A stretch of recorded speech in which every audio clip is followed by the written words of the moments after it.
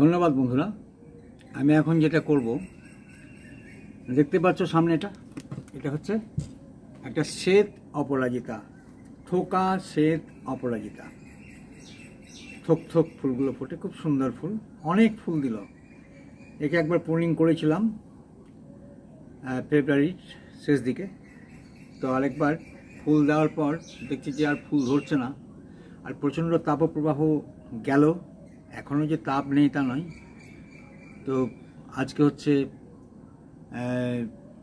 মানে বিশেষ করে বর্ষার, যদি আমাদের সত্যিকার সার্থকভাবে আসতো তাহলে ভরপুর বর্ষার সময় বলতাম আমরা, কিন্তু এবার বর্ষা তো দেখা নেই এখনও পর্যন্ত। মেঘ রয়েছে আকাশে, হয়তো 2-4 দিনের মধ্যে বর্ষা এসে যাবে। তো তার আগে আমি কিছু এই গাছটাকে আমি প্রুনিং করব এবং সয়েল চেঞ্জ করব, কিছুটা সয়েল দেবো, সার মাটি দেবো একটু। তার আগে আমি যেটা করি, সাধারণত দেখবে অনেকেই জানে না এগুলো, এই যে ঘাসগুলো কেন, এই আগাছাগুলো কেন, গাছের গোড়ায় হয়তো প্রশ্ন আসতে পারে, এত আগাছা কেন, এত আগাছা কী করে কেন?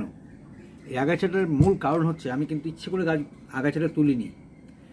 কারণ আগাছা কি করে না, গাছের ডাইরেক্ট গাছের গোড়ায় বা মাটির উপর সরাসরি সূর্যালোক আসতে পারে না। অর্থাৎ যে তাপমাত্রা গেল 46, 45, 46, 47-এর কাছাকাছি তাপমাত্রা আমাদের বীরভূমে, সেই তাপমাত্রাটা মানে একবারে গাছকে পুড়িয়ে দিচ্ছে। অনেকগুলো গাছ আমার মরে গেছে, পারিনি রক্ষা করতে। আমি সেট করেছি, সেখানে রেখেছিলাম, কিন্তু তাপটা তার আগে পেয়ে গেছে, আর বাঁচল না। তো আমি সেই জন্যই ঘাসগুলো তুলিনি। যে ঘাসগুলো কি করে না, ওই সরাসরি তাপটাকে কিন্তু এরা অ্যাবজর্ব করে নেয়, এবং এদের মানে বৃদ্ধি ক্ষমতা অনেক গুণ বেশি। জল দিলে পরে আমি দুবেলায় জল দিতাম, কিন্তু এই ঘাসগুলোর জন্য গাছটা কিন্তু সুন্দরভাবে রেখেছে, প্রচুর ফুলও দিল। তো আমি কি করব না, গাছটাকে আমি আগে আগাছা তুলব, কারণ বর্ষা আসছে, আর কিছু সার মাটি দিতে হবে। আর একটা যেটা প্রুনিংটাও করব, প্রুনিং করার পরে কিন্তু প্রচুর পরিমাণে শাখা মিলবে, প্রচুর ফুল দেবে আবার। তো আমি সেই জন্যই এই যে আগাছা যেটা দেখালাম রেখে দিয়েছিলাম, তো এটাকে তুলে দিচ্ছি এই মুহূর্তে। দেখো, এটাকে তুলে দিচ্ছি, সহজে উঠে যাবে। উঠিয়ে দিলে তো সহজেই উঠে যাবে, কিন্তু আমার গাছগুলোকে এতদিন বাঁচিয়ে রাখলো গাছটাকে। অনেক গাছকে কিন্তু আমার এইভাবে বাঁচিয়ে রাখি এই আগাছাতে।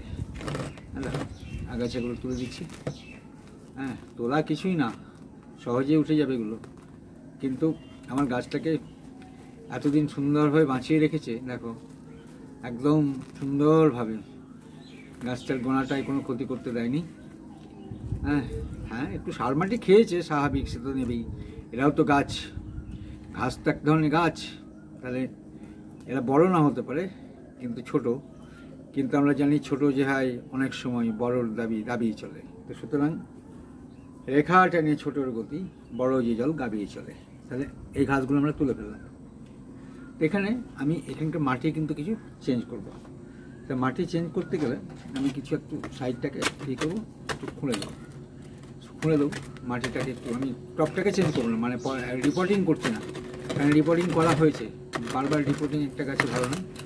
এই জন্য আমি জাস্ট সাইডটাকে একটু খুঁচিয়ে দিচ্ছি, যাতে ও সার মাটিটা আমি দিতে পারি। মাটিটা তুলে ফেলবো, এখানে যে মাটিটা রয়েছে এই মাটিটাকে আমি একটু তুলে ফেলবো।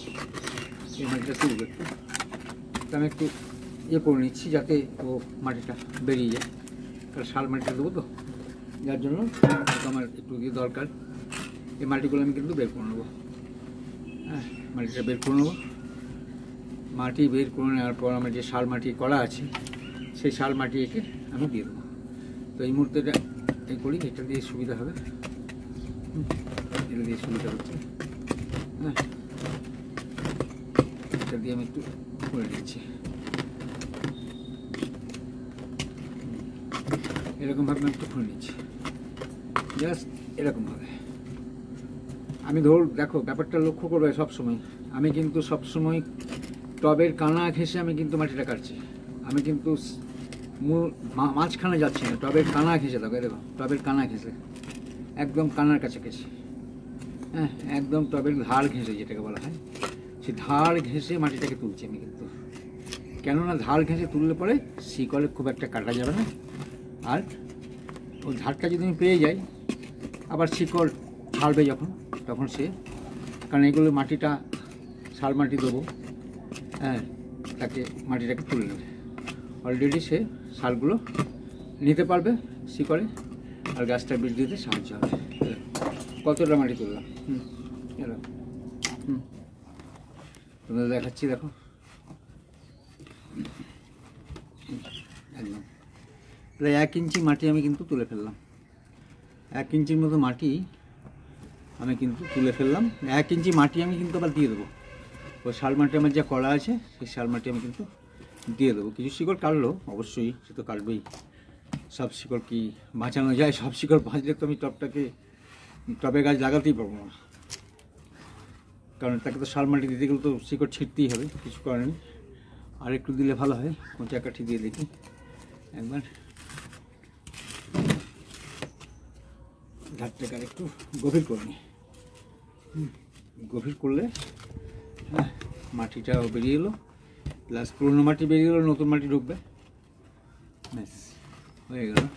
দেখো টবটা কী ছিল, মাটিটা আমি কিন্তু প্রায় 1.5 ইঞ্চি মতো মাটি আমি কিন্তু টব থেকে তুলে দিলাম। এরপর কী করব, মাটি ভরার আগে আমি কিন্তু প্রুনিংটা করে নিচ্ছি। দেখো প্রুনিংটা করছি কীভাবে, আমি একদম মানে হার্ড প্রুনিং করছি। দেখো হার্ড প্রুনিং, এরকম এখানটা কাটছি এরকমভাবে, এটা কাটছি এরকমভাবে। গাছটা চিনতেই পারবে না আর যখন প্রুনিং কমপ্লিট হবে। গাছটা মনে হবে ন্যাড়া। আমাকে একটা করে গিঁট রাখতে হবে। গিঁট কেন রাখতে হবে না, গিঁট থেকে তো ব্রাঞ্চ হবে। প্রত্যেকটি যে ব্রাঞ্চ যেখানে আমি কাটছি দেখো তার নিচে কিন্তু একটা করে গিঁট থাকছে। এদিকে এটা একটা গিঁট আছে, কেটে দিলাম। এটা তো মরে গেছে বেশ। এটা দেখো,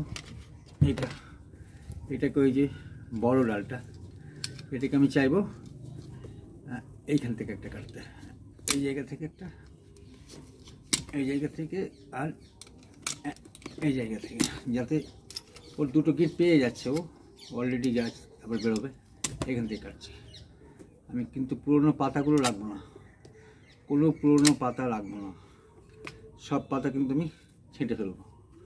এটা হলো এইটুকু আছে, দেখো এটা এক গিট, হ্যাঁ এখানটা আছে, এখানটা কাটলাম। এটা শুকনো ডাল কেটে দিই। হ্যাঁ এটা ডাল আছে, এখান থেকে কাটি। হ্যাঁ দেখছো কীভাবে কাটছি, দেখো নির্মমভাবে কাটছি, কিন্তু কিছু করার নেই। এই ক্ষেত্রে একটু নির্মম হতেই হবে। হ্যাঁ কারণ গাছটাকে আমাকে বাঁচাতে হবে এবং প্রচুর পরিমাণে ফুল পেতে চাই আমি। প্রচুর ফুল পেতে গেলে আমাকে কিন্তু গাছটাকে ঝাঁক করতে হবে। হ্যাঁ কী ছিল গাছটা, কী গাছ ছিল গাছটা, কত ডাল কাটলাম দেখো বন্ধুরা, দেখো কতগুলো ডালকে আমি কাটতে বাধ্য হলাম আর কি, কষ্ট হলো কিন্তু কোনো উপায় নেই। দেখো কতগুলো ডাল আমাকে কাটতে আমি বাধ্য হলাম, কত ডাল। হ্যাঁ পুরো গাছটা ন্যাড়া করে দিলাম। এবার দু একটা পাতা রয়েছে, এটা কিন্তু রাখবো না। হ্যাঁ এই পাতাটাও রাখবো না। তাহলে এরপর কী হবে না, যখন আমি এই সার মাটিটা দেবো, সার মাটি এবং জল দিয়ে দেবো, তখন কিন্তু সঙ্গে সঙ্গে আমি কিন্তু একে রোদে দেবো না। আমি কিন্তু একে চাইবো যে একটু ছায়াচ্ছন্ন জায়গায় রাখতে।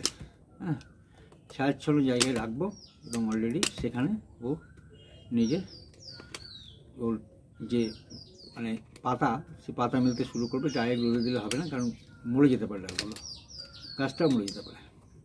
তাহলে এইভাবে কাটলাম, প্রুনিং হলো। এবার প্রুনিং তো করলাম, গালগুলো তো কেটে ফেললাম। কাটলে তো তার একটা ওষুধ লাগাতেই হবে। কেটে ছিঁড়ে গেলে আমরা কী করি, কেটে ছিঁড়ে গেলে রক্ত পড়ে, এরা তো বলতে পারে না। আমি কিন্তু তার জন্য কী করছি না, এদেরকে প্রত্যেকটি যে জায়গাগুলো কেটেছি আমি সব ফ্যাঙ্গাসাইড লাগিয়ে দিচ্ছিলাম।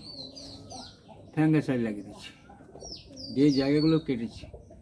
ফ্যাঙ্গাসাইডটা লাগালে কী হবে না, আর ওখানটা পচন হবে না, ও কিন্তু সুন্দরভাবে ও গাছটা বৃদ্ধিতে সাহায্য হবে। হ্যাঁ এ তোমরা জানো, যারা গাছ টাছ নিয়ে পরিচর্যা করো নিশ্চয়ই জানবে সবাই। আমি তবুও বলে দিচ্ছি একবার, যারা নতুন হচ্ছে তারা তো জানবে না। এরা এই যে হ্যাঁ দেখা যাক আর কোথায় আছে কিনা।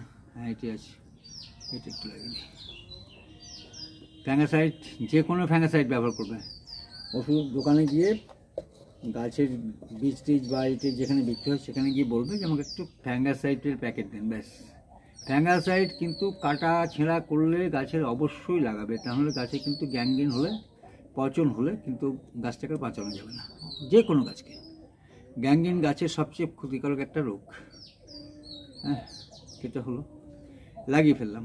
দেখো, এরপর আমি যে মাটিটা ওর জন্য তৈরি করেছি সেটাই আমি এটা পূরণ করব। দেখো, হ্যাঁ, দেখাই যে মাটিটা আমার তৈরি করা আছে। এই মাটিটার মধ্যে কী আছে সেটাও বলবো। হ্যাঁ, তো সেটা আমি বলছি। দেখো, এই যে মাটিটা, এটাকে একটু সরাই টপটাকে, তাহলে দেখতে পাবে না তোমরা। হ্যাঁ, এই যে মাটিটা, এই মাটিটা দেখতে পাচ্ছ, এটার উপর, মাটির উপরে ঢিল কিছু ছিল রয়েছে দেখছি ছোটো ছোটো, সেটা আমি ছড়িয়ে দিলাম। হ্যাঁ, এরপর এই মাটিটা কিন্তু আমি ব্যবহার করব। এই মাটিটার মধ্যে কি আছে?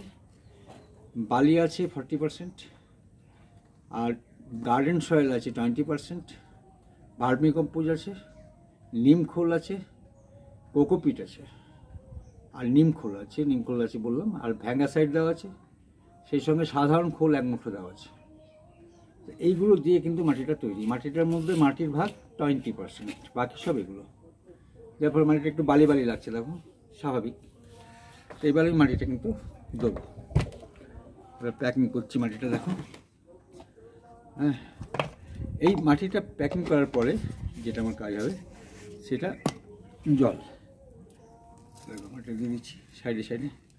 এবারে প্রচুর খাবার পেয়ে যাচ্ছে। এই মাটিটার মধ্যে যে খাবারটা বললাম যেটা দেওয়া আছে, সেটা তো বলার অপেক্ষা রাখে না যে কীভাবে গাছটা বাড়বে। আমি যখন পরবর্তী আপডেট দেবো তখন দেখতে পাবে যে গাছটা কীভাবে ন্যাড়া করে আমি কাটলাম, অথচ গাছটা কি সুন্দর হয়ে গেল। হ্যাঁ, একদম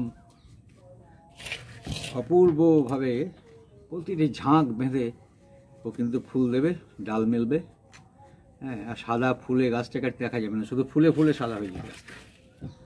হ্যাঁ, তো এইভাবে প্যাক করলাম। আর একটু মাটি দেবো, কারণ বর্ষা আসার আগে একবার মাটি ভরাট করতে হবে, এই জন্য।